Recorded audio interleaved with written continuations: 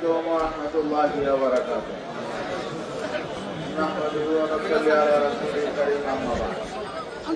ইসলামী আন্দোলন বাংলাদেশ কুড়িগ্রাম জেলা কর্তৃক আয়োজিত আজকের এই বিশাল গণসমাবেশের সংগ্রামী সভাপতি, আজকের এই গণসমাবেশের প্রধান অতিথি,